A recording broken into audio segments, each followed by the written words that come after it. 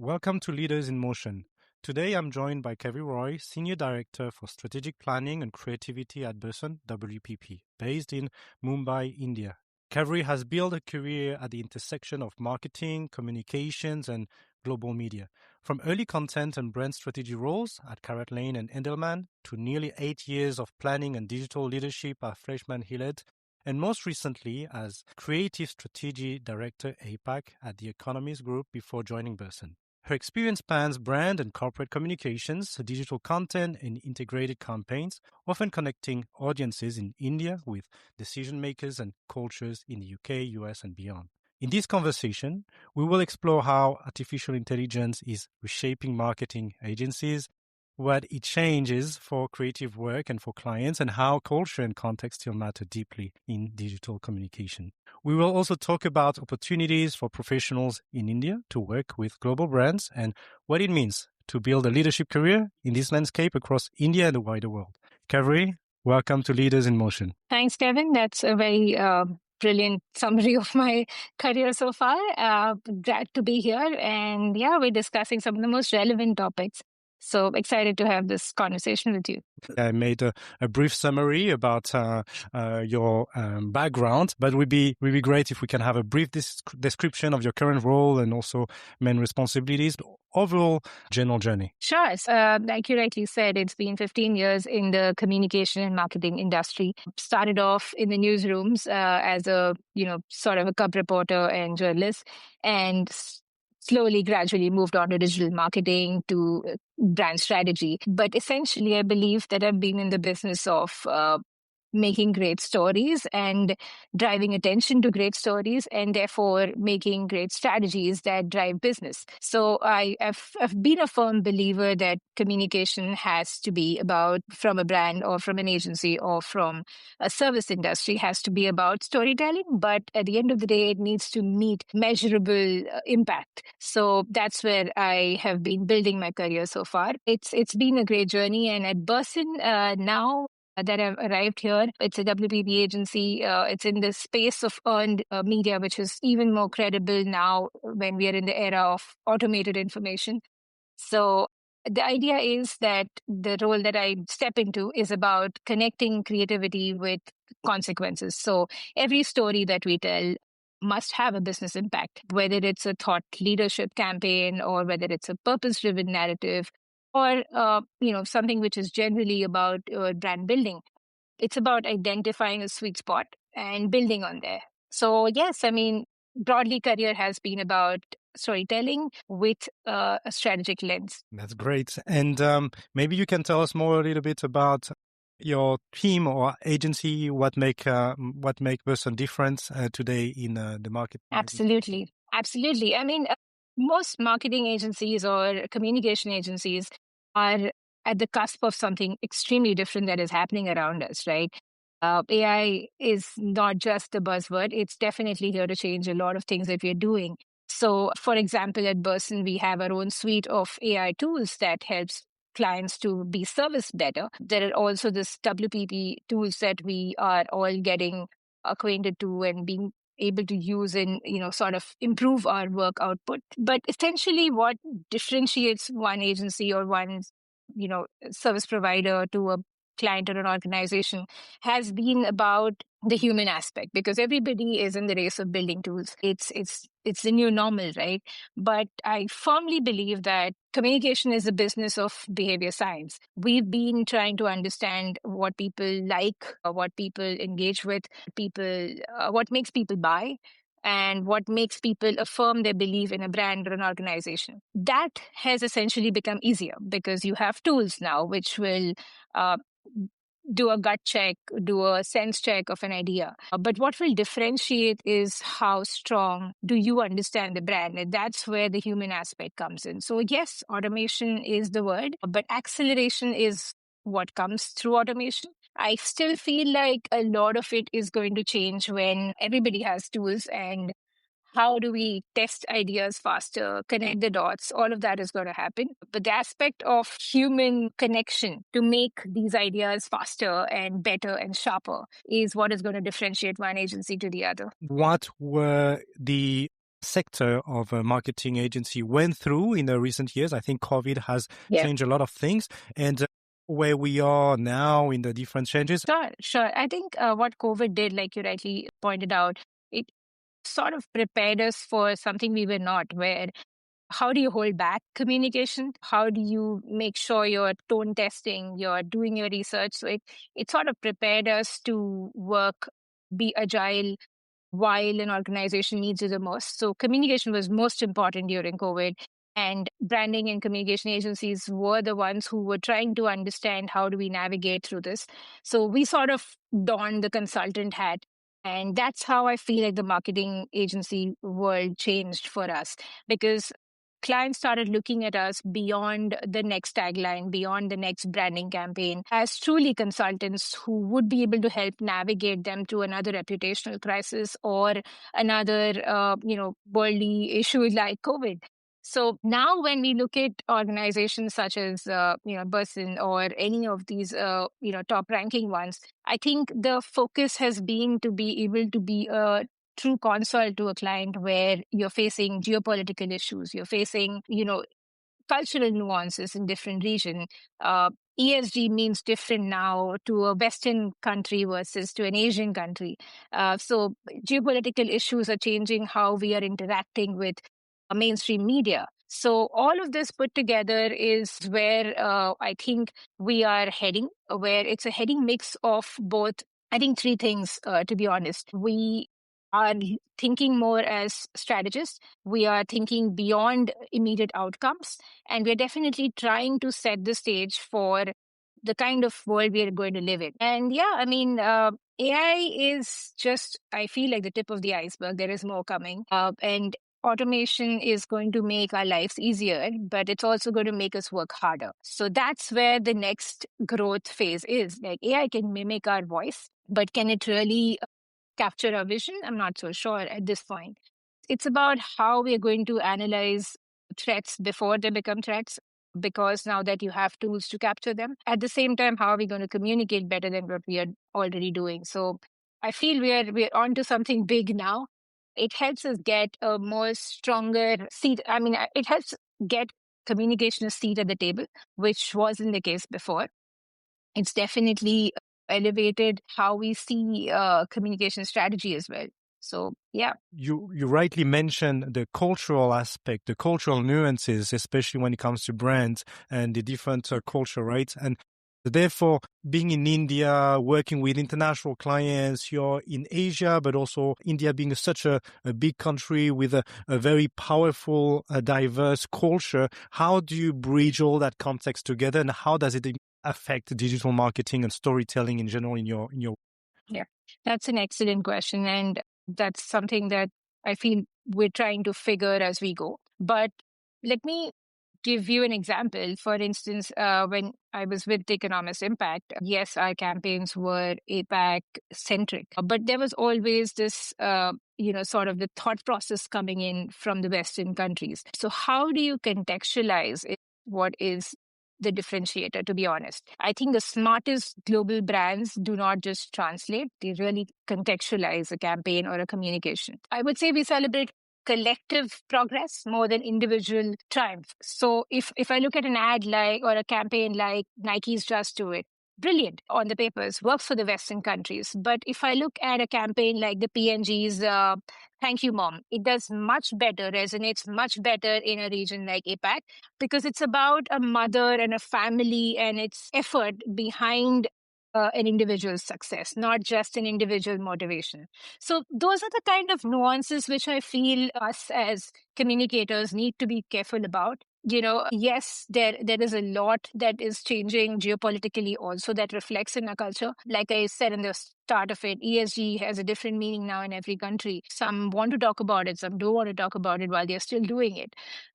You know, it's not just about taking that Western idea or narrative or a concept and localizing it. It's about co-creating it with your team sitting in a Delhi or a Singapore or a Hong Kong or a Shanghai, because that's how you will build something that is authentic and that's going to resonate.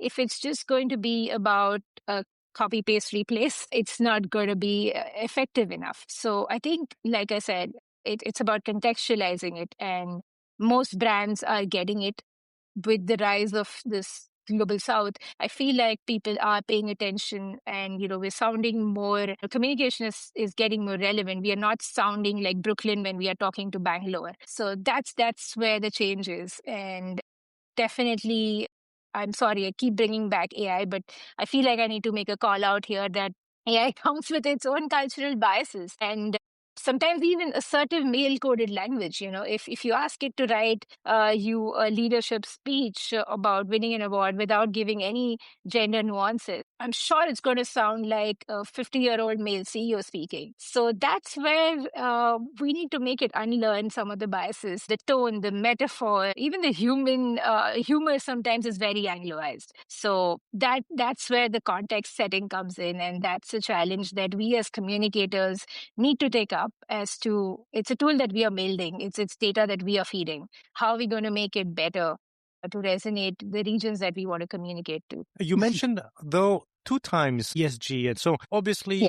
you mentioned that the contextualization when it comes to the brand, and so it's very important. Maybe you can take ESG as an example and how you will localize that into local context. Sure, absolutely. And with the experience at Economist Impact, which works very closely with the kind of conversation that's driven at COP30 and by leaders across the world, I feel in Europe, ESG is largely about reporting frameworks. So it's regulation and investor expectations, whereas in Asia, it's about a contextual practice. So uh, for instance, in India, ESG would be about inclusive growth. So access to clean energy or rural livelihoods, gender equity, responsible consumption. So the S sort of outweighs the E in India, whereas in Southeast Asia, it's sort of intertwined with resilience. How are we going to be better at climate adaptation, or food security, or community-based sustainability? So that's again different. In China, and that's my understanding, it's mostly about, it's tied to the national policy alignment. How are we supporting the long-term green growth or the technological innovation that is needed for our carbon emission goals? So that's the kind of nuances that as a communicator you need to be very, very well aware. So if you're just feeding your tools asking for what's new in ESG, it's going to throw up a lot of trends that are happening. But what is best applicable for your region? What's going to resonate with the audience that you're looking for, whether it's public policy stakeholders or whether it's consumers at the end of the day? That needs to be assessed well. That's very interesting. And I didn't know that there were like some stress on different letters depending on the country. Do you have any other example like ESG? Let me give you an example of a campaign that we worked on in the past, which was about an essential macronutrient and its deficiency in many countries. And we were dealing with countries in the South Asia region. So India, Pakistan, Nepal, Sri Lanka, Bangladesh, even Nigeria. So this, at the surface level, is an awareness campaign. We are looking at making people aware of the low levels of protein consumption in their diets on a regular basis. The communication seems simple, that everybody in this, the common denominator is that the regions in this country are consuming less protein, and that's harmful for a long-term sustainability goal. But every country had its own concerns. For example, India has long been a carb-dominated country. Our diet has been skewed towards carb consumption, and protein is looked at something like a gym bro would have.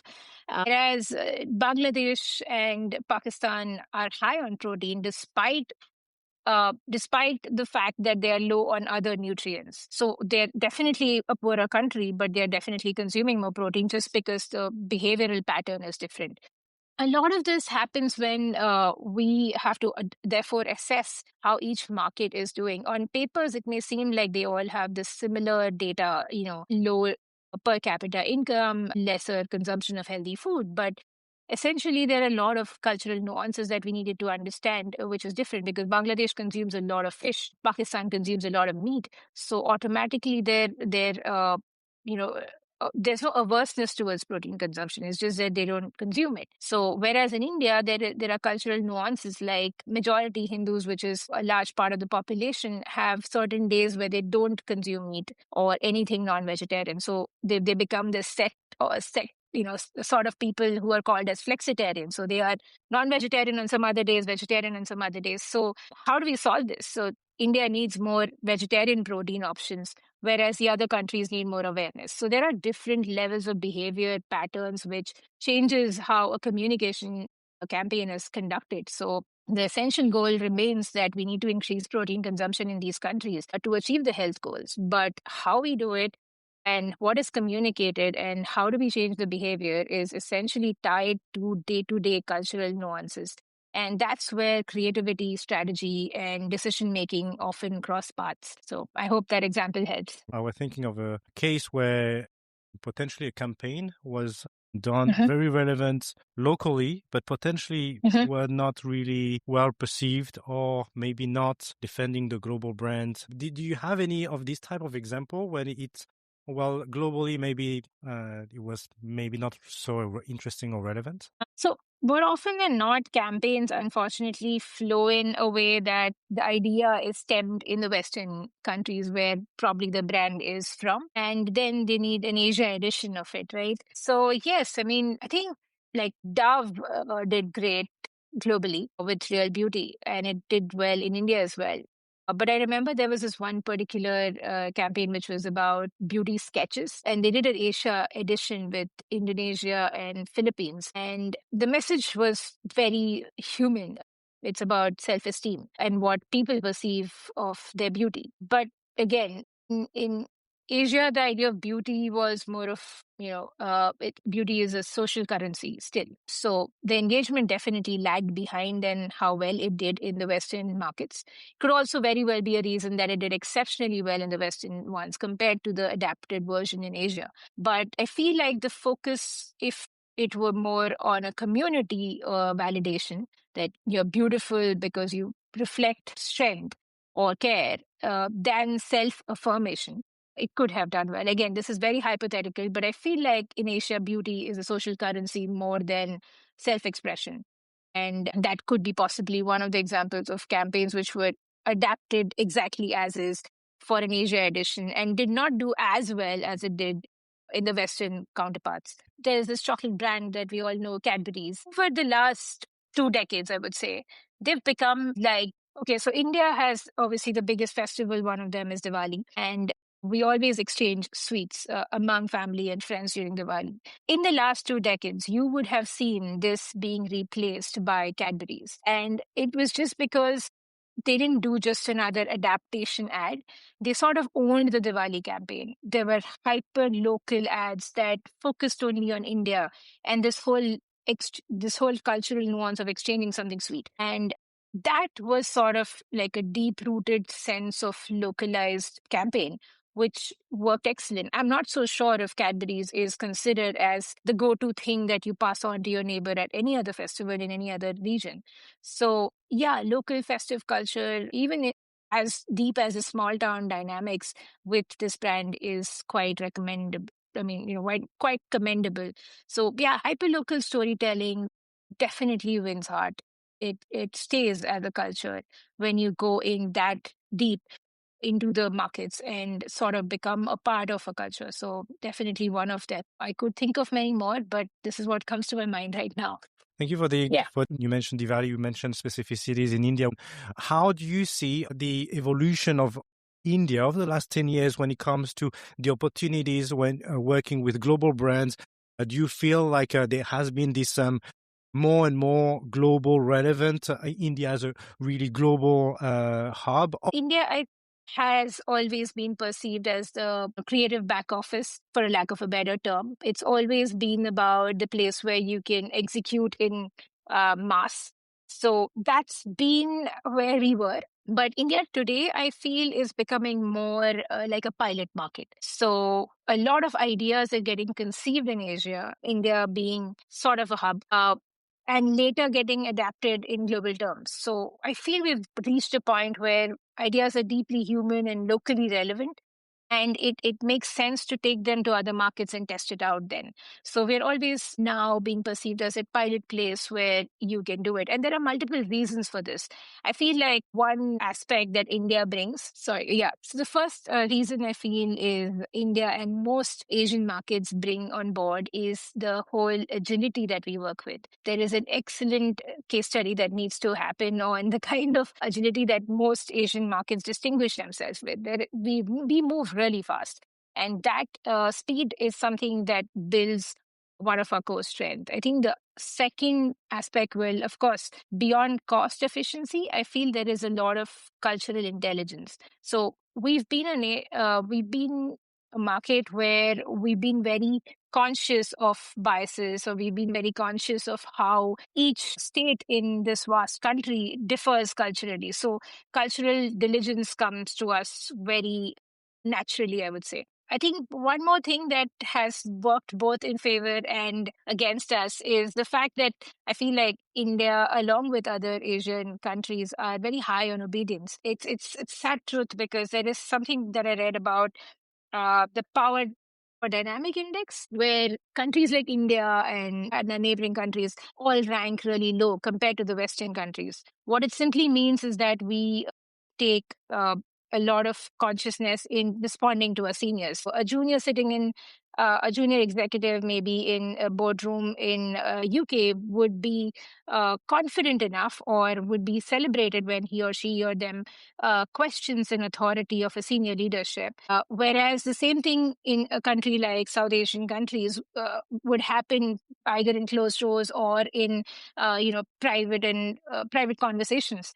So that sometimes works in our favor, because yes, you are respecting the knowledge that a leadership brings in. At the same time, you are a little bit agile to make it happen. And on the other side, yes, that is a cultural nuance that helps build team differently. So to answer your question, where are we going from here? I feel the emerging opportunities are more locally driven.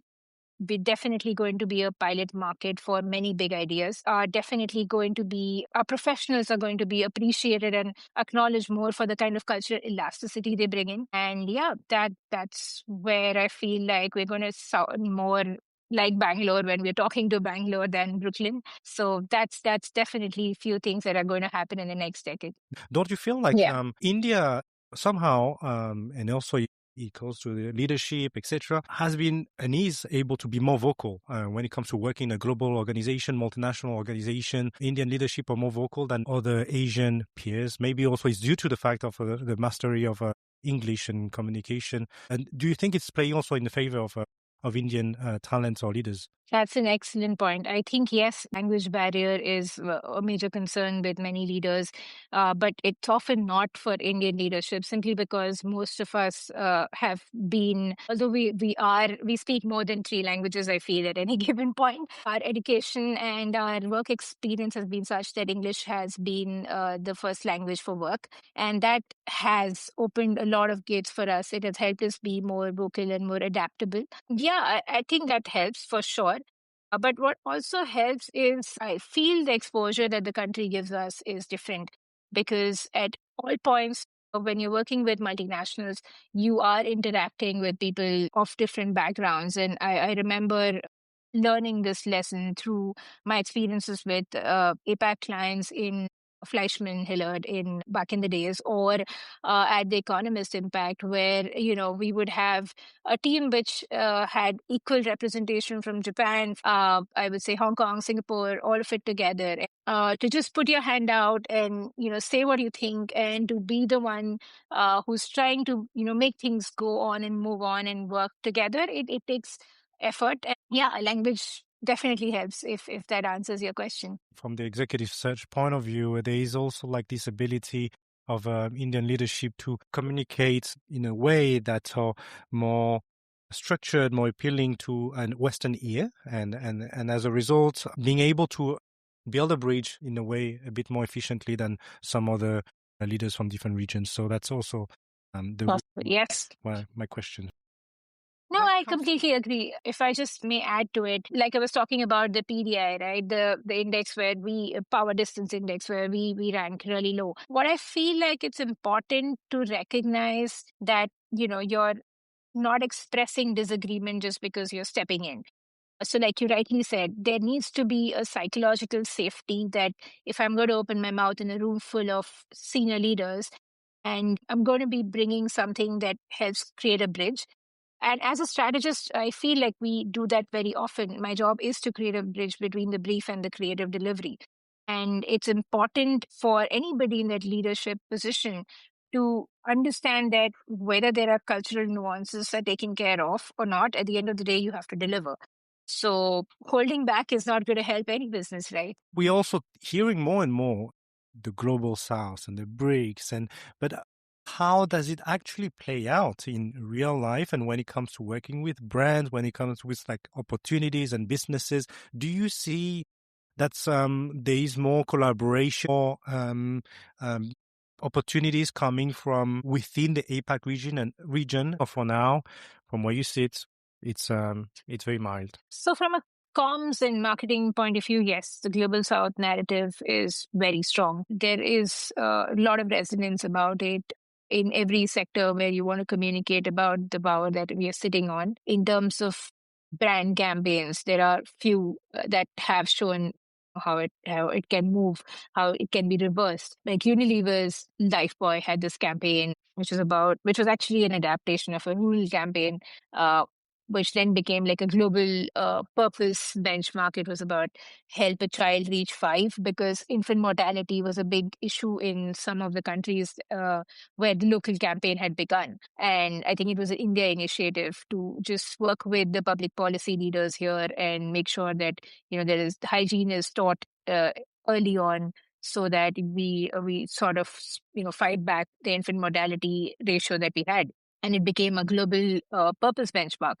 So for the organization, so that's completely a reverse story. It's not where a global framework or a global playbook has been handed over and you've been asked to create a regional campaign around it. So it was completely the reverse. So yeah, I mean, I think Flipkart, which is Walmart's thing in India, had this campaign or a sale period called the Big Billion Day, and it was really inspiring as a playbook in e-commerce, and that got adapted in Latin America and Africa. So there are examples in the communication industry of how a local campaign ideas which were earlier tested on are now ideas that are successful and therefore adapted in the West. I feel like what changes from a larger contextual point of view for the industry is that I feel like the countries such as India or the BRIC nations, we are sort of built with constraint, right? So any challenging aspect, whether it's about testing an idea or a tool or any changes that are happening, it's nice to test it on models or regions which have worked with constraint or which are built for constraint. Take the UPI case study from India. It's about inclusive fintech. And now it's inspiring a lot of models in Africa. India has something called the Aadhaar or digital identity. And that's again something that is driving discussion in other countries which have similar constraints such as India. So, I mean, digital payments, AI-enabled agriculture, we have a few wins and they come with a lot of structural constraints. So if we've been able to make it, anybody can. That's the idea, right? And that's how I think it helps. And apart from that, I think the third most important change that is happening is the cultural rise of the global South, whether it's through pop culture of Crazy Rich Asians or the big fat Bollywood weddings that we see, or the TikToks that are blowing up about all these countries, which probably the West was never open to or had never seen the other side. India was always a land of snake charmers and poverty. That has changed, and that is what is also bringing the cultural confidence. So we feel like, yes, we need the West for investments and for larger economic growth, but they need us as well for the kind of consumers we bring in, for the kind of talent we bring in, for the kind of sort of innovation drive we bring in, or the kind of, I would say, agility that we bring to the table. So, yeah. I really like this. how we need one another in this diverse world. Now going to maybe for the time left, maybe there will still be another topic, but going to AI, right? So I think obviously we talk a little bit more macro, and now I wanted to also go into, you could not help to also mention all the impact that AI has had Yeah. in the industry. But maybe we can go now a bit deeper into the concrete day-to-day in terms of tools, workflow, clients' expectations. How do you see that unfolding in real life? Oh, well, it's unfolding every day. I remember when AI sneaked into work life, when it was just a tool that would randomly get added to meetings and would take your notes and your minutes, right? And you were like, oh, okay, that's not something too disruptive. Great. I mean, that saves time. I don't have to go through the minutes again. So yeah, that's how it came into day-to-day work life, right? But everything changed the moment we started using AI more than just an assistant. It changed drastically for any creative industry professional when AI became your soundboard or your thinking board. To be honest, as strategist, I would say AI is great for anything that requires more, that can give you operational excellence. So yes, we were already reaching there with analytics. It's brought a lot of speed to research. It's brought a lot of structure to testing the tone. It's got given us a lot of validation for an early stage idea. So on a day-to-day basis, AI is brilliant as a tool. From a client point of view, there are two ends. There is fascination and there is fear. So fascination, because clients think that this is great. It's going to reduce my cost. It's going to bring in more efficiency, which is true. And then there is fear because you don't know how far the data is safe and how responsibly it's being used and those kind of things, right? So from a client point of view, I feel you still need the human intervention. The human role is about, like I said in the past, AI can help you mimic your voice, but it can't help you find your vision. So it's human brings the empathy, the taste, the judgment that no AI at this point can help you with. So the real leap is going to happen when we can use AI even better, and it can just help accelerate what we're already doing. And that's, I would say, already in the making. So on a day-to-day basis, I would say AI helps me with the what, but it needs me for the why. So only strategists and only humans can in a workplace can define the why as well as it can be. And that's where clients pay us, and that's why a client needs us, because there's only so much a tool can do. Yes, it can make your life easier by a lot, but I don't feel it's going to sort of erase everything that we're doing here and the kind of things we've been doing in the past as well. So I to summarize what I feel about AI is, it's a great tool, great for curiosity, great for communicators, great for leaders across the world. It helps with a lot of intuition, that a lot of gut check that you might want to do. But there's something that I learned at Columbia Business School, and one of my professors said this, and I remember it to the T so far, is about the fact that humans are the best when it comes to quantitative intuition. So you get the data, but you cannot replace intuition. And that's where we come in. You can think of AI as a thinking partner, but it's only to sharpen your instincts, not to replace them. But in a way, I think, do you see that there has been some impact, let's say financial impact, when it comes to the business, when it comes to getting new projects? Right. So coming to the first part of your question about how is this helping clients and are we monetizing it? Absolutely. I think we're going to start monetizing it the same way we did with services. So if you needed a strategist and 3 hours of the time of a strategist to give you a brief which your creative team can work with in an agency setup, and if you're giving your client a tool that can sort of do the listing for you or do the tone analysis for you or the idea check for you, that also is monetizable. Definitely a huge a huge opportunity has unveiled itself when it comes to this side of the industry, where AI is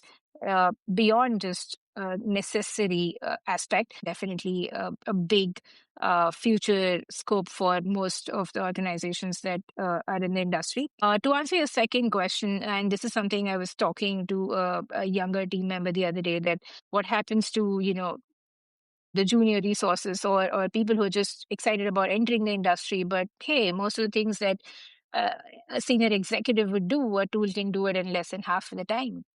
I would say that let's talk about strategy, right? In my industry, we think like data scientists, and data scientists have always been there. They've only gotten stronger and better with the tools, but it's also needed that we feel like or listen like an anthropologist. That's where the human connect comes in. So I don't think they're going to replace us. We're just going to be able to think faster, do more, and definitely move faster. So it gives us a speed, but we bring the responsibility to make sense of it. That is the data delusion. There's no denying it, right? You get all the data that you want, but you still need somebody to connect the dots. You will still need somebody to humanize a concept. I mean, it's not just about excellent language fluency that a platform gives you. It's about a relatable concept or a relatable idea with all the cultural nuances that we spoke about. So, in terms of people who are entering the communication industry and the creative industry, where AI is revolutionizing every day, I feel like yes, there is going to be a challenge entering the industry and doing entry level tasks, because those tasks are now being sort of taken over by AI, so to say. But if you were doing both, where you have the strength of being, or you're agile enough to use AI for your own benefits and sharpen your skills to bring more to the table, I think it's totally, not something where we're going to be replaced out of. So I don't feel AI is going to replace, like the popular uh, proverb goes. I mean, so saying goes that we're all going to be replaced by people who use AI better. So it's great that Gen Z or the younger working population is more used to this kind of platforms. They all have agents on their phone. They're all learning how to make lives better by using a specific agent on a day-to-day basis. So I feel they're going to be sharper. The onus is on leaders like us to make sure that we are giving them the kind of tools that they need, the kind of training that they need, and making the most out of the human side of the learnings that they bring. So, yeah, that's my take on this whole thing. Leadership is something definitely human, and this is not something that you will lead by AI. And then, how do you see the impacts, and how do you see positively, negatively? From what I see, I think that AI is forcing us to be more human. And in a way, leading, it's forcing us to be a better leader, build. But how do you see that? How do you see leadership, positive impact, and potentially even negative ones? Yeah, brilliant question. And I feel you're right. I mean, AI has, okay. So leaders, I feel like we were prized and we were looked up to because we had answers to everything that, a junior executive will ask you. Sorry. But now AI has all the answers. People are not coming to you for answers. What they're coming for is direction, or sometimes even how to frame the right question. So I feel everyone has access to information. AI has democratized it. Everyone has access to intelligence, but it's the sense making that can help leaders. So even if it comes to mentoring, for that matter, and it's something that I feel is very crucial when you're a woman leader in one of the countries where we have very few women breaking the glass ceiling. I feel like they wouldn't come to you to get those 5 things that they should upskill about. They know what their skills are. They can very well check with their agents and the tools that they have. They would come to you for more practical knowledge that, okay, I am the primary caregiver at home and I have these kind of, empathy requirements from an organization. So how do you think I should plan my career? And that's where a leader or a mentor can step in, which no AI can help. It's the clarity of culture. It's the clarity of leadership, which will help the next generation, sort of step up and do things which we haven't been able to do. I feel like it's a great time that we are leading, where you can help free up somebody's time. You can actually give back time to people to do tasks which are not menial anymore, to do something which is more meaningful, to even research and to just invest in yourself, which wasn't the case back in the days. So leadership in the age of co-intelligence is, I think, more about clarity than, just sort of focusing on one giving answers, to being very responsible for everything that's happening around you. I think it's more empathetic now than it was ever before. So that's my take on how leadership would change with AI. It's also about, I feel, because we think that the next generation is having it easier than we did. We often hear that, there was a time, we have this joke, there was a time when one person would dedicate their time in a meeting to just sit and write down every little thing about it. That's not happening anymore, which means your junior most resource is actually absorbing more and is actually learning more out of that meeting than any of the previous generations did. So that's great. I mean, I think we'll move fast with this. Automation has helped a lot, and it just brings the return of intuition. It helps people to listen more, absorb more, frees up a lot of their time to, sort of sharpen the intuitive skill, which is what is, like you rightly said, which is the most required skill at this point. Any advice on how to sharpen your intuition? And this is very difficult, right? Because this is also what makes us very human. Yeah, it's a brilliant question. I think sometimes I feel intuition is not magic the way people assume it is. That, some people are just intuitive by nature. One of the things that has helped me personally is curiosity. You really have to be curious when it comes to building intuition. I'm not saying you have to be sneaky and creepy about it, but it's like a discipline, right?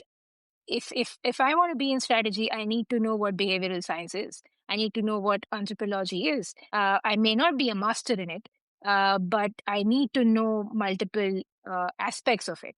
Because if I'm going to deal with clients from corporate consumer, from different sectors, from luxury to, I don't know, petrochemicals, I need to know what's happening with the world. And that's the only way to build the intuition. That's the only way to sharpen it. The more you know, the easier it is to sharpen your intuition or your gut about it. It helps you connect the dots better. That's what intuition is, right?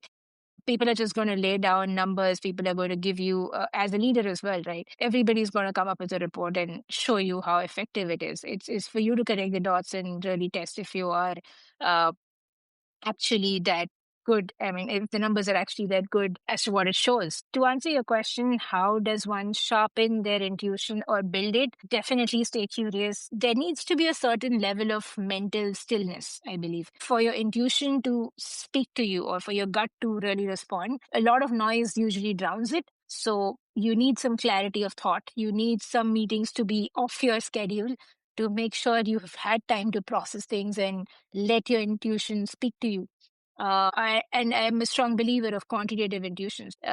Yes, a lot of reports, a lot of quantitative data will help you guide there, but unless you use your intuition, it's not going to arrive at. So definitely stay curious, bring more mental stillness into your life, and keep pairing it with data. Data will guide you, and you can use it. I think there's one more thing which has helped which is very rare in this time and age, is diverse feedback. We're so used to testing ideas which we have a belief already in it, and social media age has done this to us. We all have feeds which are customized to our liking. So what happens is you're not used to seeing biased views or different opinions about the same particular theme or topic. So I love to do this. I make sure I'm following people and pages across communities and their exact contradictory ones, just to make sure my feed is as contradictory as possible. It just helps when you have diverse conversations going on to understand where your intuition is coming, and it should come instinctively. Yeah, I think that's it from me. Thank you. And last question. Do you think that AI will ever understand culture? Wow, that's a big one. I think that's the next stage where all AI builders are trying to bring it, where AI will not only understand culture but preempt it. But I still think that culture is so delicate and so ingrained in being human that it's going to be difficult for AI to, sort of I feel it's, let me put it this way, that the human bridge is always going to be culture. So AI will be facts and data and ideas and tones and sentiments and trends, but never culture. Culture will continue to be human for my best understanding of how the language models are being shaped, also how we are growing with it. One of the major reasons is because we're automating information, right? So everything that you see in AI is definitely fed by us, and what is culture to you may be a trend to me. So how we define culture and how it is resonated in a tool is going to be two different things. If you say that, can AI predict a culture? No, it can currently predict trends. Can AI resonate an idea with the culture? Maybe. But the challenge there is biases. And we are the ones who are framing these tools, right? So we are the ones feeding it with data. So how we train it, how we do it, and the pattern fluency is going to be difficult. So I feel like prediction is going to be difficult. It might be able to assess a pattern of a culture. AI and cultural dominance at this point is definitely, I feel, a little Western driven. It mirrors a lot of Western values, directness, individualism, like we spoke about, consumption. So I would say it doesn't have a bias, but it definitely has a Western accent. The tone, the humor, what success means, or even if you tested one of those tools for images and you were not specific about which wedding, and if you just put in a wedding, it would definitely generate somebody in a white gown and more Western in the look and feel of the wedding. So I feel the localization paradox exists. So if you truly localize it, it goes very old school. So if I do put an Indian wedding, it might be again very inspired by the traditional version of an Indian wedding. So there is a paradox there where a wedding alone will show you Western wedding, but an Indian wedding will be again so traditional that you can't relate to it anymore. So that is why I feel culture is more of context. It's not a data set, and that's where AI lacks, because culture cannot be taught to an AI. It's not just data set that you can feed in. It will pick up some amount of diversity, but we might become like a digital monoculture. And that's where we need more human intervention, because it needs to see world beyond uh, the nuances that are existing in the data world. So, yeah, I think that sort of summarizes. But I would also like to be hopeful that the next level of AI intervention will be less artificial intelligence and more anthropological intelligence, where it's not just technical training, but we're building cultural insights into AI, which is more inclusive for sure. Thank you, Kaveri. Kaveri, thank you for sharing your experience at the intersection of AI, creativity, and global storytelling. Your perspective on culture, bias, and opportunity adds a lot of depth to how we think about the future of marketing. So thank you again, Kaveri. Thank you so much, Kevin. It's been an extremely thoughtful conversation. Really appreciate what you're doing here, and I look forward to more episodes from your podcast. Thanks a lot. Thank you for listening to Leaders in Motion. And if you want to go further, join the Leaders in Motion Academy, our executive program. The first step is simple. Subscribe to our newsletter in the show notes, and you'll get access to our exclusive insights and all the details about the Academy. This podcast is produced by Melanie Hong, who helps leaders and organizations create strategic podcasts. I'm Kevin Hong, and see you next time.